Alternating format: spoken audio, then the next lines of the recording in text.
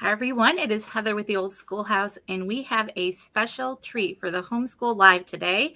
We have Jay Ryan joining us from Classical Astronomy and Paul and Gina Soares, the publishers of the Old Schoolhouse magazine. And I am so excited to have this conversation about natural timekeeping. Jay Ryan, he is the creator of the Classical Astronomy Update, which is an email astronomy newsletter created especially for Christian homeschoolers. So everyone is welcome.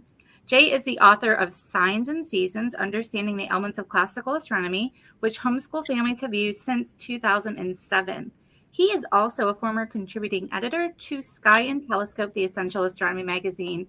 And we all know and love Paul and Gina Soares, the publishers of the Old Schoolhouse, and we are so excited to have this conversation today. Jay, thank you for joining us. Paul and Gina, it's good to see you. Thank you, Heather. Nice to see you, Paul and Gina. Yeah, you too. It's been a while.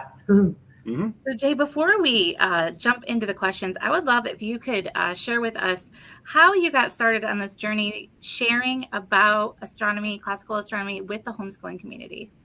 Well, where does it begin? When I was a little tiny kid in the 1960s, America was going to the moon, and that was an inspiration in my life. And really, I've loved astronomy my whole life.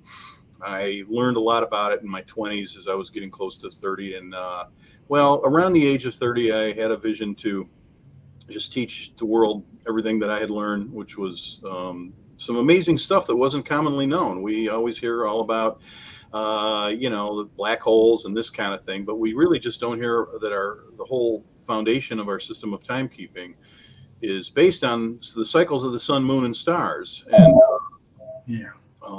so at any rate, I had tried doing some of this work with Sky and Telescope magazine for a while, and then I just really felt strongly led to do this for Christian homeschoolers and to the greater glory of God. I've been doing it like that since 2002, and done the newsletter. The curriculum's been published since 2007, and that's what I've been doing. That is absolutely incredible. And I would love if you could share with us, for the homeschoolers out there who are curious about learning a different way of measuring time, can you talk with us about how we can find time, the time of day from the sun and the stars? Sure. Well, we all know that the sun comes up and the sun goes down, right? The way time is kept in the modern world, it's done using atomic clocks, which measures the second, which is a certain number of billion or trillion or however many oscillations of a cesium atom. And that's great because we can have very super hyper precise timekeeping for the sorts of things that we need to do in the world. But that was a recent development in history. And in times past, people would go out and they would make observations of the position of the sun throughout the day. You would in Scripture, you see that Jesus was crucified at the 6th hour through the 9th hour, which is to say the sun would come up around 6 a.m. It would reach the middle of the sky about noon, and then the 9th hour would be 3 in the afternoon.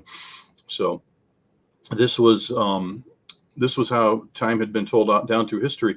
If we could maybe get the first slide up. This kind of show, here we go. Yeah, this shows, this is an image from my curriculum, Signs and Seasons. The place that marks the middle of the sky where the sun reaches at high noon is called the meridian, and that is a word which is drawn from the Latin word mera diem, which means middle of the day. So when the sun would be before the meridian, it would be ante-meridiem, which is to say before the meridian, and then after it would be post-meridiem. So we still say, the Romans said this thousands of years ago, and we still say AM and PM to this day. And it is the point when the sun reaches the highest point in the sky. And there's a sundial in the scene. Sundials get the bad rap. People think that sundials are basically a lawn ornament. It's like a toy that doesn't work very well. Well, that's really not true. The problem is that most of the sundials that people are familiar with are toys. They are not made to be. They're not made to be the proper scientific instrument that could be used for telling time. If you have a proper sundial, it could be properly made and corrected so that it could tell really quite accurate time. And I hope to someday be able to produce such a sundial and to be able to sell that. I think a lot of people would like to have such a thing. And Wow. Is So that that's, something you can purchase nowadays? Is that something, or is that a market that you see has a need? yeah, that's a market where I see there's a need. I haven't seen a sundial that I like. There are better ones than others. The kind that are the ring sundials, where they're like a little ball, and there's like an arrow that goes through them, and there's various rings. Those are the good ones. That's the better style. The flat sundial, those have some problems. They're good for, a couple hours on either side of noon, but you really can't tell precise time with that. So it's better. Plus, there's some corrections. Another problem is we live in a world of standard time. I was saying about uh, the atomic clock.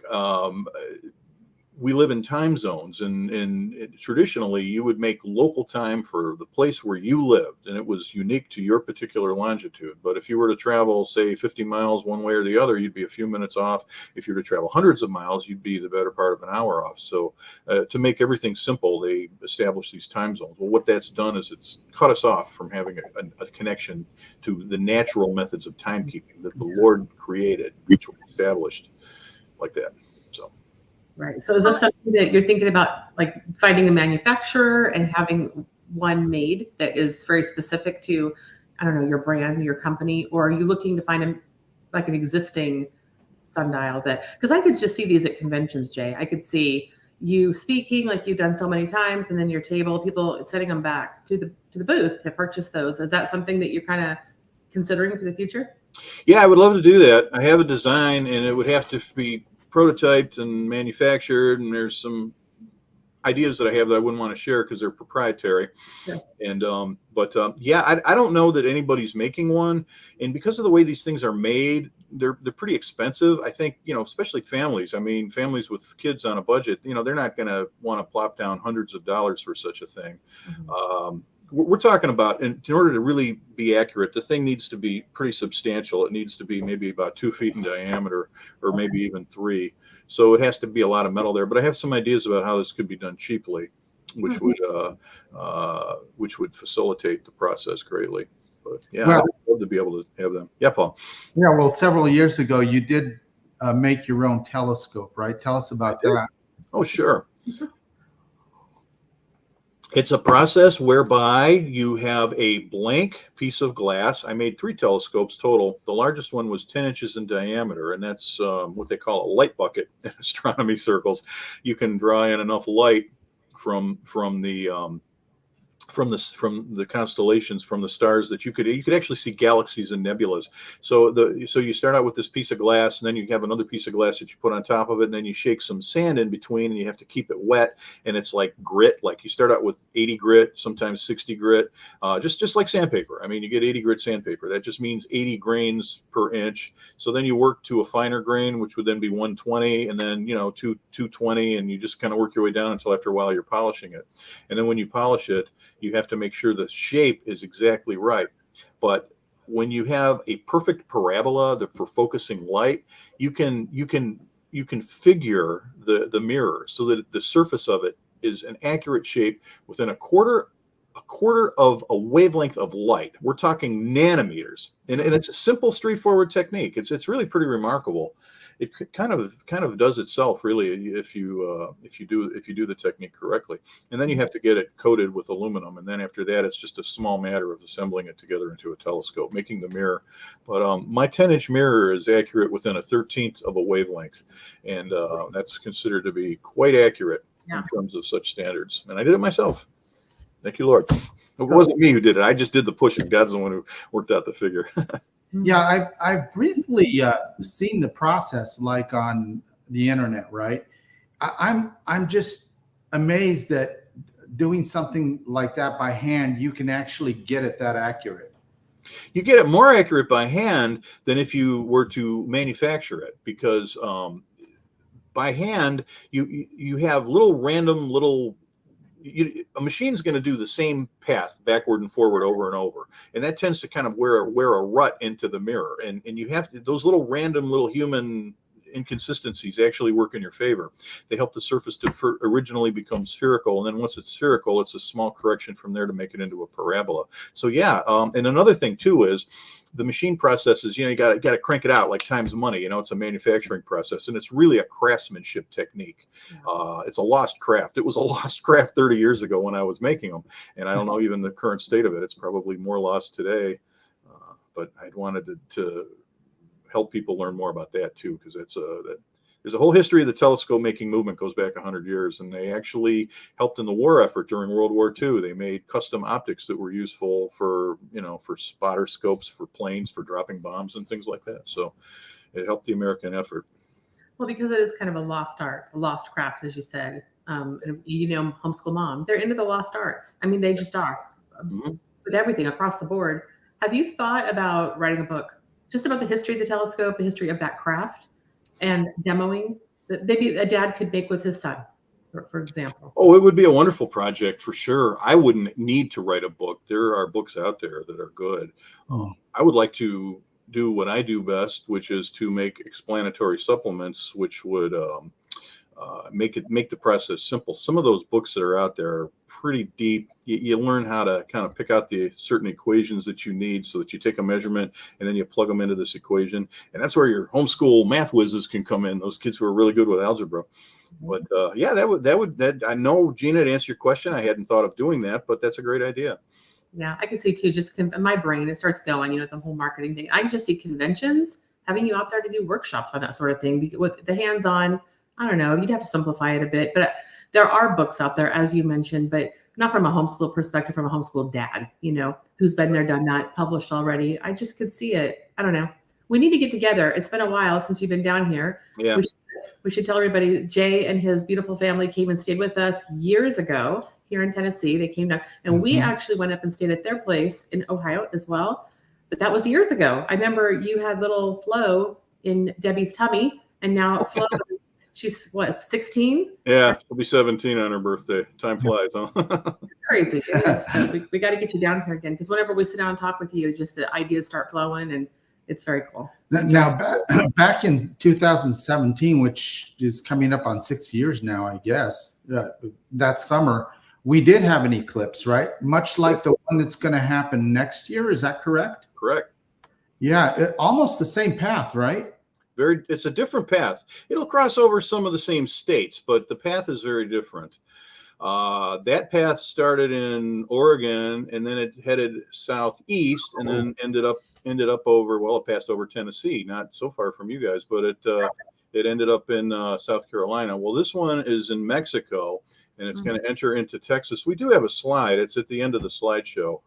I didn't know if we were going to be talking in comparison, it's almost opposite, right? It just happens to crisscross the U.S.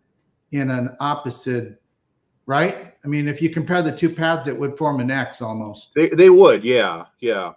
In the direction of the path, now this is way more than I can get into in this podcast, but the direction of the path, long story short, is a function of the season. The one that we had before was in August, and this one's going to be in April. So in the spring, they tend to go from the southwest to the northeast, and in the fall, they tend to go from the northwest to the southeast. And that one was in late August, so it was close to the fall, and it tended to have that shape. But the next slide after this, actually, there we go. That's more of a head-on view of the United States. So you can see if anybody watching lives along that path or lives in any of those states, you have an eclipse coming a year from Saturday. So it's time to get ready. It's time to start preparing. And if you live near the path but not on it, then find out if you have any friends or family members who you can visit that day, because that weekend, really, this is going to be quite an event, and it will be a big story when it hits the news cycle.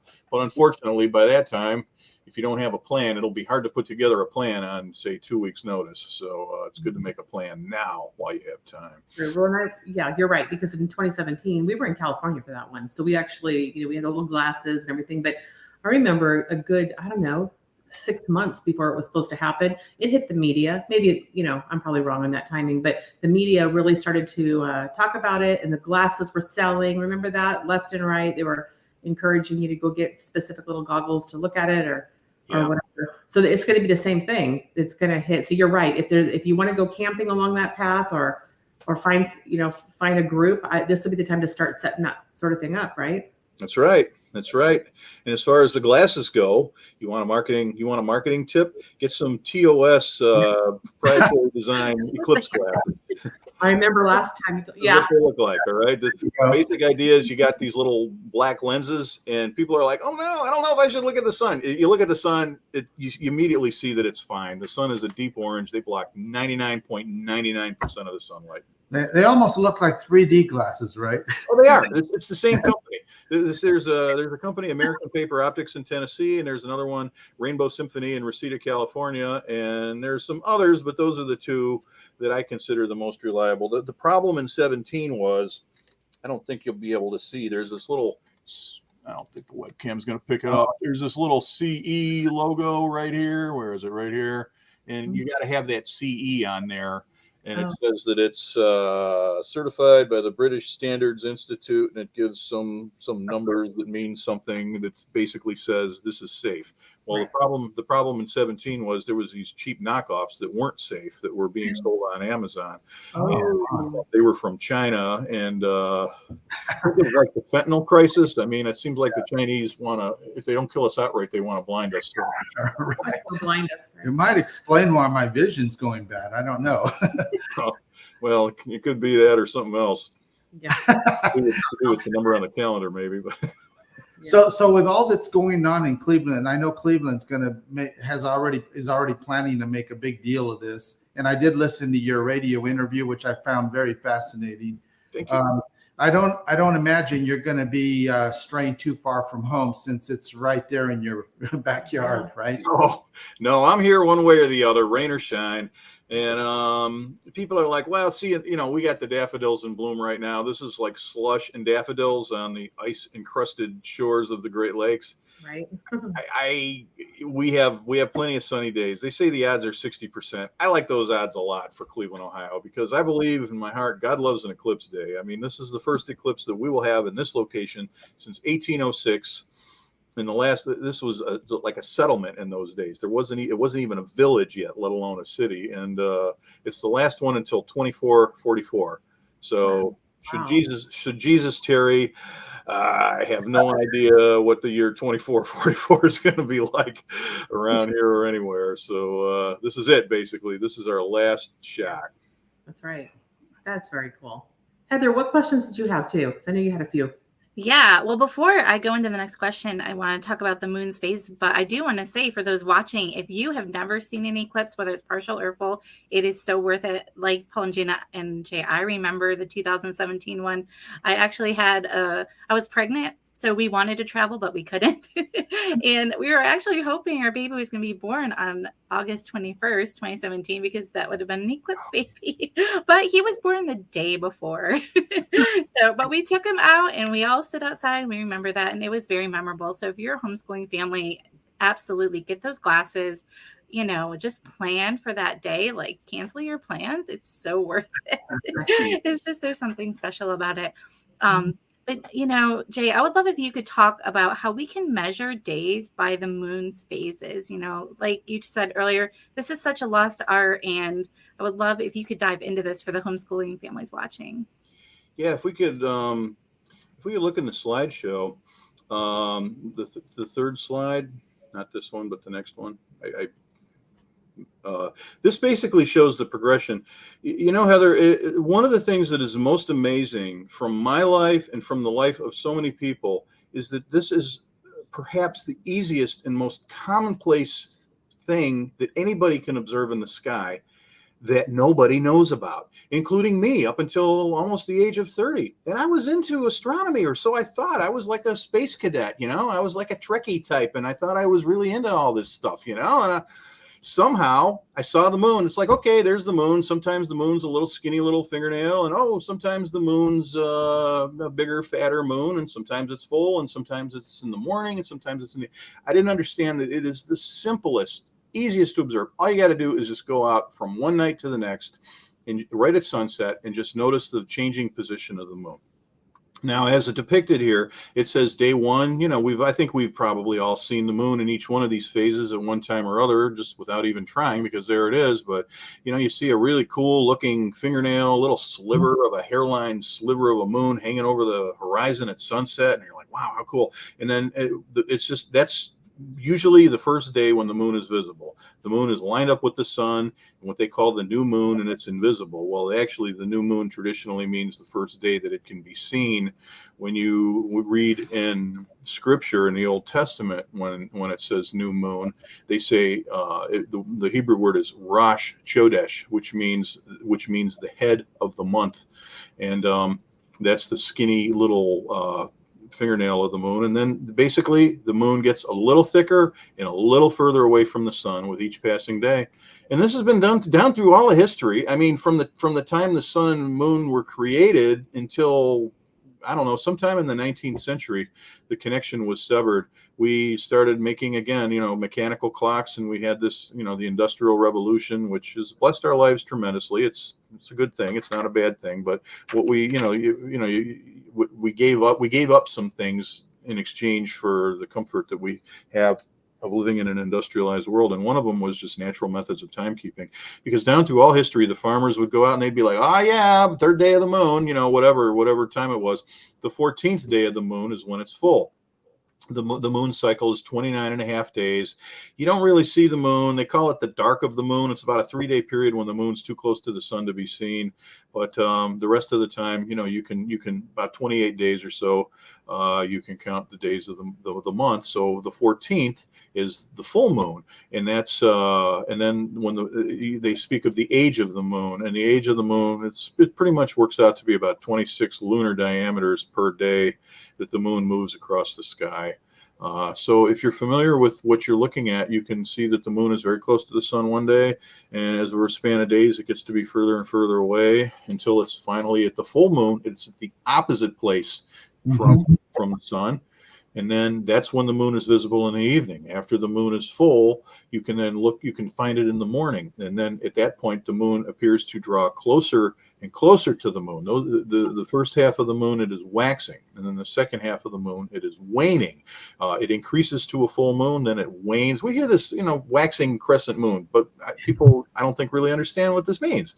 And it's funny, too, because when I was doing my newsletter, I'd have people from all over the place, mostly around the USA and in many cases abroad, people who were farmers, lifelong farmers, living in the 20th and the 21st centuries, and it just they never looked, they never noticed, and which is a historical irony, because the Old Farmer's Almanac had been published since colonial America, and it was for farmers so that they could get these traditional natural timekeeping methods and to be able to observe it.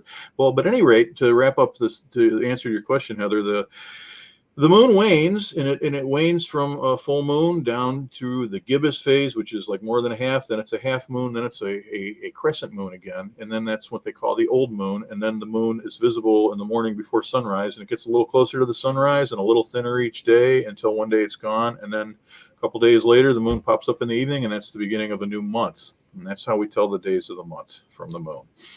And anybody can do it. I had a little book, Paul and Gina Remember Moonfinder. I made it for like little tiny kids. I had 4 or 5-year-old kids who can understand. It's like, look, Mom, I got 5-year-olds explaining this to their mom and their grandmas and stuff. So. Oh, good. Yeah, we still have it. Yeah. And then we have grandkids, so we're going to be reading it to them too. Oh, great. But excellent book. Terrific. You mentioned earlier in passing, you mentioned real briefly about black holes and all that. And it seems like I hate to sound old here, but the newer generation, they're more interested in those things and things that'll never affect them. As far as I know, our nearest black hole will never have an impact on me, as far as I know. But we hope approach in Signs and Seasons, right? A classical approach, right? You talk about those things that at one point in history were very useful, and we relied on that natural information that God has provided in the skies. And you don't have that too much anymore, unfortunately, because for all the reasons you mentioned earlier. But I think it's unfortunate because young kids, they just don't even think about things like the moon or the phases of the moon, or right. We don't even know about eclipses unless you or someone of authority brings it up, right? And lets us know what's coming. It's true. Yeah. It's true. Yeah. This is just, Paul, this isn't just true of kids today. This was true in our day too. I Yeah. mean, I mentioned that I was a NASA fan in the days of Apollo and going to the moon. I mean, this stuff wasn't talked about, this stuff that I discovered. I kind of blundered into this by accident, or rather, I feel, the Lord just kind of put it in my path and opened me up to it. And I've spent decades researching. I have read the great sources of the subject of the history of science since then, but and it's all quoted throughout in Signs and Yeah. Seasons, the Yeah, curriculum. we have that. We've been through that. Yeah. But no, I mean I call it the astronomical void. There is this giant astronomy size hole. You know how they say, like, everybody has a Jesus size hole in their heart? Well, our culture has an astronomy size hole, and we filled it up with NASA and Big Bang, and black holes and exoplanets and all of this kind of stuff. See, to me, that is indoor astronomy. Okay. You can be indoor looking at a book or watching a PBS special or whatever. I'm trying to get people outdoor. And you wouldn't believe how hard that is. In my newsletter, I tell people, take the 60-second challenge. Okay, get off your comfy chair, slip on your shoes, and go outside. And in 60 seconds, look at the moon when it's lined up with Jupiter or Venus or something, some beautiful, amazing sight in the night sky. And it's so easy. It's not very difficult. It's just a matter of getting out there. And a lot of homeschoolers love that. Could you imagine if we told our kids, we're going to go camp out, we're going to do this for a month or whatever, just to revive that lost art. It's just absolutely incredible. And I see that in a lot of different areas, with, the prepper movement, with homesteaders, and I feel like I can say that because, I didn't grow up caring at all about storing food. I could just get whatever I wanted. But now that I'm a parent and now that I see where things are headed, my husband said to me, throughout history, people always had enough food to last them for months or years. They would store food. Like, that was absolutely normal, and it's the same thing with astronomy. That was normal for the farmers, and there's absolutely nothing wrong with learning those trades, whether things are going to go bad in the future or not. Learning these skills, learning how it used to be. It would be very useful if things happen. Absolutely. Well, it'll be more than useful. It'll be essential. Sorry, Paul? Yeah. Right. Well, I was just going to say it was, and we're mentioning farming, right, and all that. The agricultural community, of course, relied on all this information and their expertise at being able to read the signs, right, in the sky. But it was even beyond that. Military was reliant on it, and navigating around the world was also completely reliant on that, right? Definitely, absolutely. And it's interesting that the U.S. Naval Academy had stopped teaching celestial navigation because they were relying on GPS, but they just in the last few years, within the last 4 or 5 years, they started to teach it again. Really? Because there needs to be, suppose you have a ship at sea and GPS goes out for whatever reason. Suppose it's an aircraft carrier with 6,000 people on it and they don't know how to get back to port. I mean, it's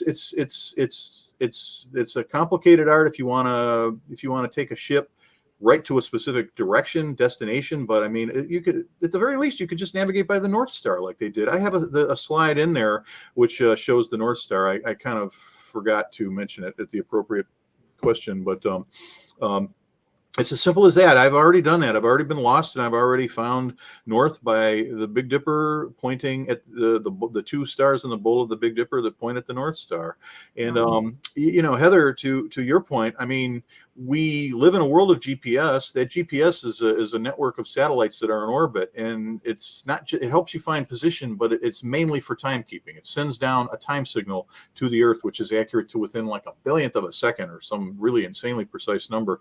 But I mean, all of the ships that are at sea and all of the trucks and all of the shipping that takes place across the land, it's all driven by GPS. The stock market, everybody who uses time takes their time signal from GPS. Mm-hmm. We just had a coronal mass ejection on the sun recently. We're in solar cycle 25 and we're approaching maximum. And we just had auroras that were visible in Oklahoma recently. If you have a strong enough coronal mass ejection, that is to say a solar storm, it sends a bunch of radiation towards the Earth. It hits the Earth's magnetic field. The point is, it can knock out that GPS network. It can take it down. And if it takes it down, we go back in one day back to the horse and buggy era, and it will take years to recreate that network. So we need to be able to eat, and we need to be able to get food and what have you in the meantime. And the reason why this is important is this natural timekeeping is because we need to know uh, when to plant crops, when to harvest them. Suppose how many, it doesn't happen anymore now that everybody's got a smartphone, but remember the days when people would say, hey, what's the date today? Oh yeah, April 5th. What happens if there's no smartphone and somebody says, what's the date today? And what if one person says April 5th, another one says April 7th, another one says April 10th? Then what do you do, right? You need to have an objective, empirical, quantitative method of being able to determine what is the date. And this is possible from the sky. And I believe one of the other questions gets to that particularly. So, yeah, well, we mentioned measuring days. Could you talk about how we can count the months of the year with the precision from the sun and the stars? well, it just so happens. Okay, here. Let me show you signs and seasons again. Okay, Yes. pretty picture, right? What we see is the constellation Orion, constellation Taurus. Here's the moon. Here's the sunset. This is a scene. This is a scene which is intended to represent early April. Okay, this particular combination of constellations with the sunset is something that you can only see in early April, and you can tell that it's April, and you can tell that it's early April, and if you make a precise enough measurement, you can actually determine the date. The sun is at all times.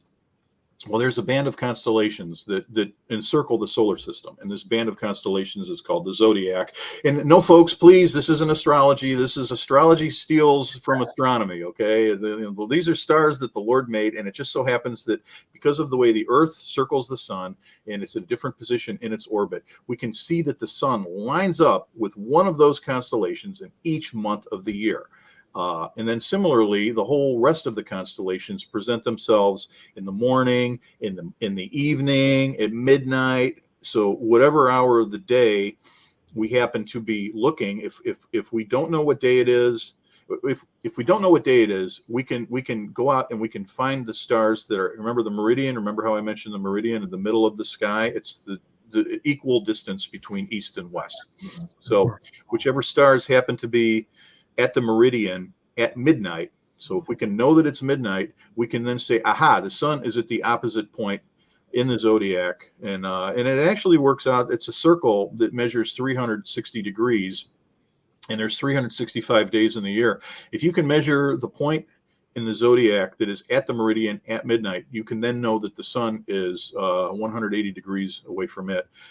And that's then when you know the sun's position. And if you know the sun's position in the zodiac, that corresponds perfectly to the date. So that's how you know the date. And you know what? This sounds like a lot of measuring, maybe that people aren't used to, but it's really not that difficult. It's something that can be done. It's something that can be done really kind of easy. Like if you have the tools that they used historically. This is a protractor. Okay, what do you do with a protractor? You measure angles. So that's how you did this historically. I mean, you would measure that. Okay, the horizon was 0 degrees. The zenith, which is the point directly overhead, was 90 degrees. So you can measure from 0 to 90 degrees. That's how high something is in the sky. If you go out into the ocean, or if you go out into a flat field, a flat area with wide open spaces all around, you can turn around, you can rotate, and you can see that the horizon is 360 degree circle. So you can measure each one of those degrees. So this is how we do it. This is how we do it in classical astronomy. And this is going to be explained in great detail in the sequel to Signs and Seasons, which I have been working on. And Paul and Gina might remember me talking about this sequel way back when. And Yep. long time coming. Can't rush good cooking. Right. We're looking forward to it. Jay, I want to throw you a curveball, right? I guess. Clearly, most of what has been written historically about astronomy has been from a northern hemisphere perspective. Is that correct? That's true. So, what is there not much information regarding those who live below the equator, or is astronomy a whole different subject down there? Well, That's a good question, and I'm glad you asked that. And my wife Debbie and I are friends with Richard and Lynn from New Zealand. And Richard has been beating this drum with me for a very, very long time. I mean, I'm always omitting the Southern Hemisphere. I never fail to properly. Well, the fact is that 90% of the Earth's population lives north of the equator. I'm sorry, that's just the way it is. I can't change that. So, most of the emphasis is on the Northern Hemisphere. That's true. But, we had the opportunity before the kids were born in '92 to visit New Zealand. And it is just fabulous. Basically, everything is long story short, everything appears upside down compared to the Northern Hemisphere. The sky appears to be upside down. And if you were to look at the actual globe of the Earth, I got my little globe right here, right? Okay. How do I do this? Right. Put it here. If we are here, New Zealand is down over here. So they are literally upside down compared to us. When their heads are up, our heads are down. Now, if there's any flat earthers out there, I'm sure they're fuming right now. Well, that's a whole nother issue, but everything appears reversed. You might have heard that, like, when it's summer here, it's winter there, and vice versa. We went there in February. We left when it was a cold, frosty winter day, and when we got down there, it was full swing of summer. And it's funny to be dislocated, to be kind of pulled out of one season and then drop down into the opposite season. But yeah, I mean, we see at night, we see the North Star high above the sky with the Big Dipper circling it, and you don't see that from there. You see an invisible pole because there is no star, and then there's the Southern Cross, which is more or less the counterpart to the Big Dipper for them down there.